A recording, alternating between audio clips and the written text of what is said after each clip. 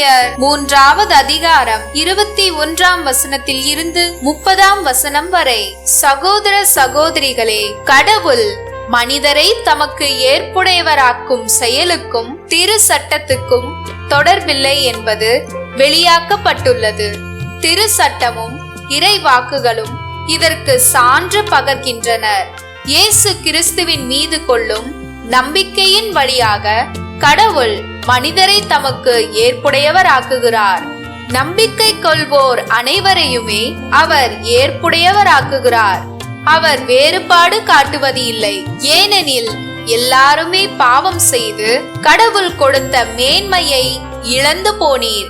ஆயினும் அனைவரும் கிறிஸ்து இயேசு நிறைவேற்றிய மீட்பு செயலின் மூலம் கடவுளுடைய அருளால் இலவசமாய் அவருக்கு ஏற்புடையவர்கள் ஆக்கப்படுகின்றனர். இரத்தம் சிந்தி மனிதருடைய பாவத்துக்கு கழுவாய் ஆகுமாறு இயேசுவை கடவுள் நியமித்தார். அவரிடம் நம்பிக்கை கொள்வோருக்காகவே அவ்வாறு செய்தார். கடவுள் கடந்த காலத்தில் மனிதர் செய்த பாவங்களை கண்டு கொள்ளாமல் விட்டுவிட்டார். இவ்வாறு மனிதரை தமக்கு ஏற்புடையவராக்கும் முறையை அவர் காட்டினார். இக்காலத்தில் தமது நீதியை கடவுள் பொறுமையோடு காட்டி வருகிறார். ஆம், அவர் நீதி உள்ளவர். இயேசுவின் மீது நம்பிக்கை கொள்வோரை தமக்கு ஏற்புடையவர் ஆக்கி வருகிறார். அப்படி இருக்க பெருமை பாராட்ட இடம் ஏது? இடம் இல்லை. எந்த அடிப்படையில் பெருமை பாராட்ட இடமில்லை? செயல்களின் அடிப்படையிலா?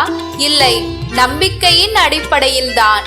ஏனெனில் திருச்சட்டம் சார்ந்த செயல்களால் அல்ல, இயேசுவின் மீது வைக்கும் நம்பிக்கையின் வாயிலாகவே எவரும் கடவுளுக்கு ஏற்புடையவராக முடியும் என கருதுகிறோம். கடவுள் யூதருக்கு மட்டுமா கடவுள்?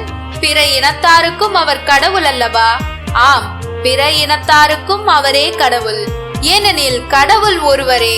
விருத்த சேதனம் பெற்றவர்களாயினும் விருத்த சேதனம் பெறாதவர்களாயினும் இயேசுவின் மீது கொள்ளும் நம்பிக்கையின் அடிப்படையில் யாவரையும் கடவுள் தமக்கு ஏற்புடையவர் ஆக்குகிறார். லூக்கா 11வது அதிகாரம் 47ஆம் வசனத்தில் இருந்து 54ஆம் வசனம் வரை. அக்காலத்தில் இயேசு கூறியது, ஐயோ உங்களுக்கு கேடு! ஏனெனில் நீங்கள் இறைவாக்கினருக்கு நினைவு சின்னங்கள் எழுப்புகிறீர்கள், ஆனால் அவர்களை கொலை செய்தவர்கள் உங்கள் மூதாதையர்களே. உங்கள் மூதாதையரின் செயல்களுக்கு நீங்கள் சாட்சிகளாய் இருக்கிறீர்கள், அவ்வற்றுக்கு உடன்பட்டும் இருக்கிறீர்கள். அவர்கள் கொலை செய்தார்கள், நீங்கள் நினைவு சின்னம் எழுப்புகிறீர்கள். இதை முன்னிட்டே கடவுளின் ஞானம் இவ்வாறு கூறுகிறது, நான் அவர்களிடம் இறைவாக்கினரையும் திரு தூதரையும் அனுப்புவேன். அவர்களுள் சிலரை கொலை செய்வார்கள், அவர்களுள் சிலரை துன்புறுத்துவார்கள்.